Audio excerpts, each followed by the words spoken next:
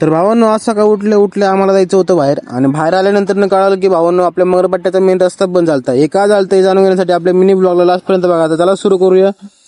तर जय शिवराय भावांनो, स्वागत आहे तुमचं आपल्या आजच्या मिनी ब्लॉग मध्ये. तर भावांनो आज सकाळी उठल्या आम्ही चाललो गॅस सिलेंडर आणण्यासाठी, आणि बघू शकता आपले पप्पा फुलांची स्पीडने गाडी पडत होते.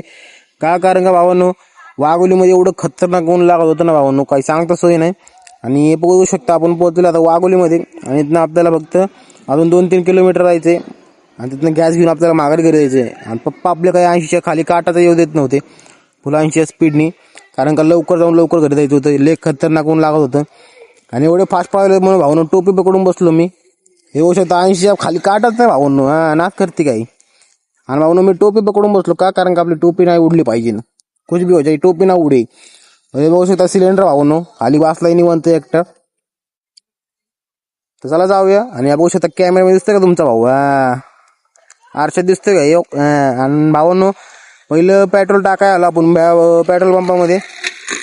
तिथे पेट्रोल वगैरे टाकली की टाकी बिकी फुल मस्त मध्ये, आणि इथून माघारी जाऊया आता गॅस आणण्यासाठी.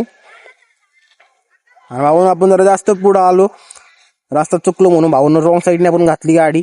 आणि बघू शकता भावांनो भारत पेट्रोलियम, आणि त्यामध्ये भरल्यात भारतची गॅस. काही समजलं नाही भावांनो. तरी आपल्या एका तिथं दादांना विचारलं कुठे आहे तिथली एजन्सी, ते म्हणले पुढे आहे. तर इथून पुढं आलं भावांनो, इथं बघतोय तर काही कच्चाच रस्ता भावांनो, काहीच नाही पुढं, रस्ताच संपलाय भावांनो. तर तिथनं मागे रिटर्न फिरलो, आणि आपल्या इथून आता थोडं पुढं जाऊन गल्लीत मिळतं. आणि इथं कचरा भावांनो एवढा खतरनाक कचरा होता ना. इथं टेम्पो भावांनो कचऱ्यांच्या जागेवर लावलेला.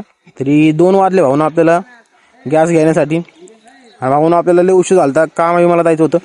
तर हा होता छोटासा मिनी ब्लॉग. आवडत असेल तर लाईक करून आपल्या भावाला फॉलो करून जावा. बाय.